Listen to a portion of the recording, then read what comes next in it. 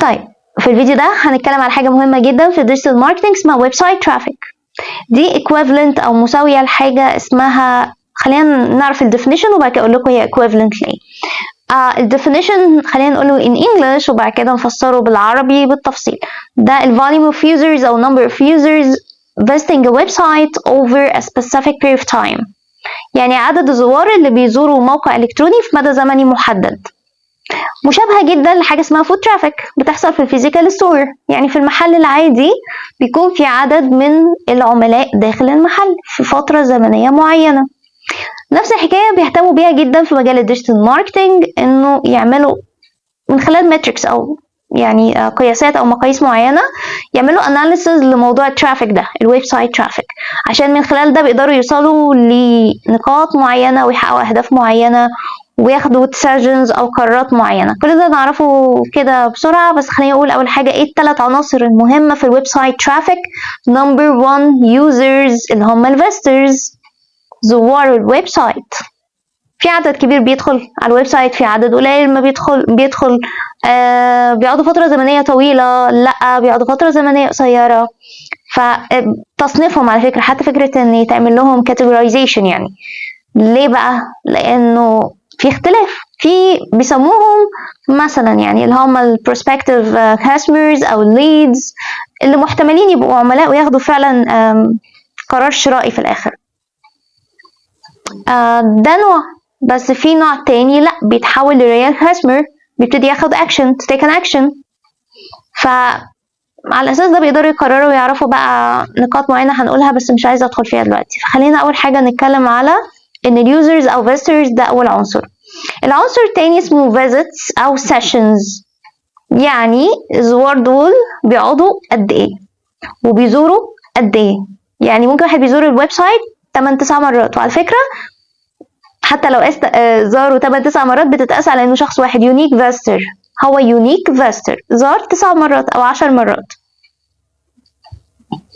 فدي الفيزيتس او سيشنز. واخر حاجه خالص ودي نمبر 3 هي البيج فيوز، يعني عدد الصفحات اللي تم رؤيتها على الويب سايت. الويب سايت بيبقى فيه صفحات كتيره، فممكن واحد مجرد ان هو داخل بس يبص كده على الجزء كده مثلا get some information، يحصل على بعض المعلومات ويطلع على طول وخلاص. واحد تاني لا، حس كده الموضوع ده attractive ليه، المنتجات دي عايز يتفرج عليها ويفكر يمكن يشتري حاجة منها، فيدخل على صفحة تانية معروض فيها مثلا المنتجات معينة.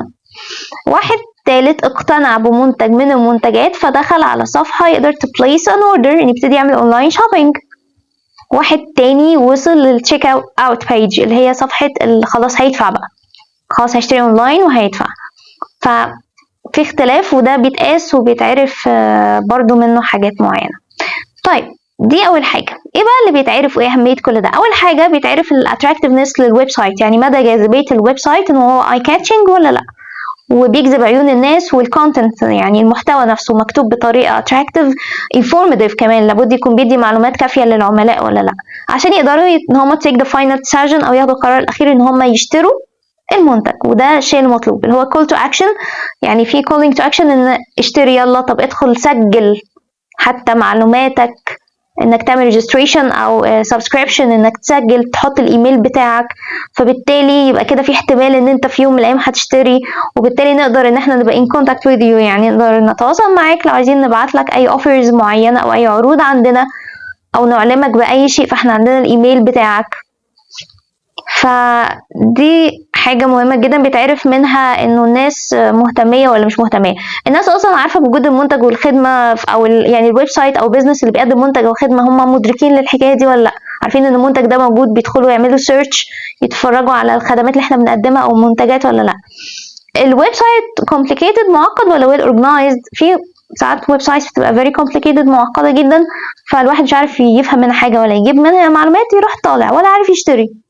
ساعات بتبقى very slow، الويب سايت بيحمل ببطء جدا، تلاقي منتجات ظهرت ومنتجات تانية ما ظهرتش عشان مثلا مستخدمين احجام كبيرة جدا او عدد كبير من الايمجز او الصور، الويب سايت مش قادر يتحملها فتلاقي شويه تحمل شويه ما تحملش، تحس ان انت مش عندك الالترناتيفز او البدايل اللي تقدر ان انت تختار ما بينهم ومتلخبط، فتقول لا خلاص ده ايه الويب سايت ده. وعلى فكره ده بيفقد كمان البيزنس الكريديبيليتي بتاعته، يعني بالذات في الاونلاين شوبينج الناس بتبقى قلقانه شويه لو الحاجه ملهاش فيزيكال ستور شويه، فلو كمان لو الويب سايت مش مظبوط قوي في حاجات لخبطه بيزيد قلقهم، فيقول لك لا انا مش هشتري من هنا، ده حتى الويب سايت كده ضعيف ومش مظبوط والمنتجات مش ظاهره فحتى ده بيفرق حتى في الكريديبيليتي كمان. دي فكرة الويب سايت ترافيك. خلينا نقول انه في 5 types يعني او 5 sources of traffic.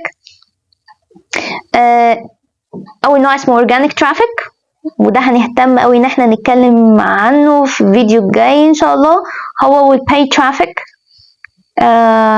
واحد بيتم naturally من خلال unpaid sources، من خلال مصادر غير مدفوعة، والتاني لا بيدفع للإعلان عشان يتم الإعلان. فده الباي ترافيك اللي هو فيه دفع، والأورجانيك اللي مفهوش دفع بس فيه بعض المصروفات الأخرى برضه هنتكلم عنها يعني. وفي حاجة اسمها الدايركت ترافيك، وفي حاجة اسمها السوشيال ترافيك، وآخر نوع عندنا بعد الدايركت والسوشيال والأورجانيك والباي ترافيك حاجة اسمها ريفيرال ترافيك. نتكلم عنهم بسرعة كده briefly، وبعد كده بقى الفيديو الجاي ان شاء الله نقارن ما بين الاورجانيك والبايد ترافيك.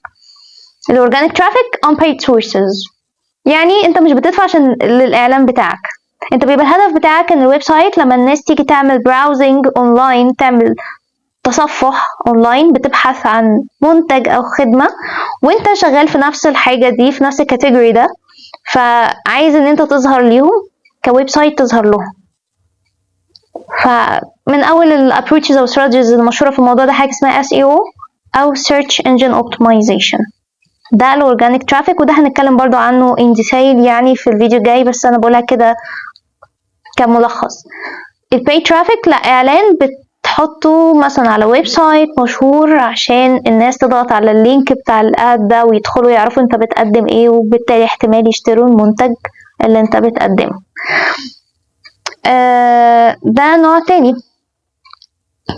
في نوع مثلا اللي هو الدايركت ترافيك، حاجه اسمها ويب سايت URL ان انت عارف، او الادرس يعني الURL اللي هو الادرس اللي هو عنوان الويب سايت، فانت عارفه فبتدخل تكتبه على طول. يعني بتدخل على براوزر تروح كاتب الURL او الادرس دي وتدخل عليه دايركتلي بشكل مباشر، عشان كده اسمه دايركت ترافيك. وده معناه ان هو very popular يعني هو مشهور جدا لدرجه ان انت عارفه وداخل تكتبه على طول وتدخل عليه مباشره. في نوع كمان السوشيال ترافيك اللي هو سوشيال ميديا بيجز او على السوشيال بلاتفورمز، على المنصات الاجتماعيه، بيكون صفحه فيسبوك مثلا للبزنس، ودي بنشوفها على طول حاطط هو نفسه اللينك بتاع الويب سايت عشان انت لو عايز تدخل تشتري او تجيب معلومات اكتر او تتواصل مع حد تقدر تدخل على الويب سايت وتعمل كل الاكشنز دي.